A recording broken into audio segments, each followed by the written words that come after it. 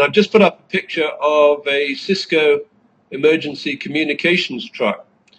And all you need to do to get inside an exercise and turn it from a simulation to a mass casualty event, paid out of the profits or the vigorish collected by the bookmaker for spending on the two teams who spot the event in between the spread. Now, what that means is that the California Public Employees Retirement System and, let's say, the Teachers Pension Fund in the States, which is the world's largest private pension fund with $500 billion in it, these dumb people who run these huge funds, they're told you have to bet, because if you don't bet, we're going to destroy your pension fund and we're going to take investments in Nortel and drive it into bankruptcy. So the trustees are forced to bet.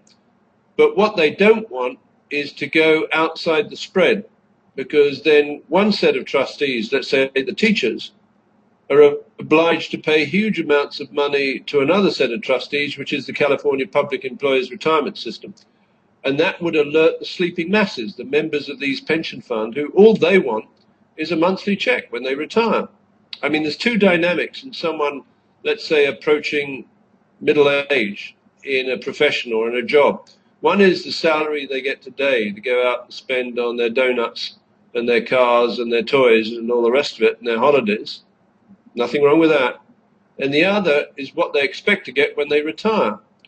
As you approach, retirement, it gets very nerve-wracking for people, and I've been there, or I am there, when you try and work out what your monthly spend is when the money's coming in out of in your retirement from pension.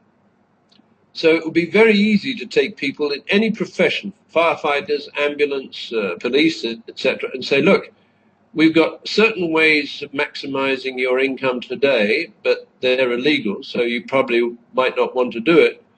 But when it comes to maximizing your retirement income, we have to take certain risks because the market is so volatile.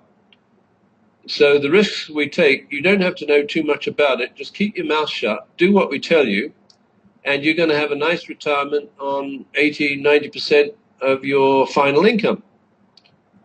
So this kind of spread technique of engaging otherwise legitimate employees in otherwise legitimate government agencies through their pension funds on sitting either side of a criminal act, I think it's extremely powerful. Now, the insiders, of course, can make huge amounts of money provided they deliver the spot within the spread. My guess is if the spot is outside the spread, these people are hunted down and killed because they cannot afford to let this technique leak out. So let me just put up this picture again because I think it's so dramatic. Here you have this CISCO emergency communication systems, which I allege supports man-in-the-middle attacks at exercises that are required to turn into real mass casualty events where there is betting taking place on the body count. Now, where did this technology come from? Well, I think CISCO was created in 1987, something like that. In 1993, CISCO procured a development of Entrust public key infrastructure through a Canadian company named McDonald Detweiler and Associates. That ring a bell, Field? Over to you.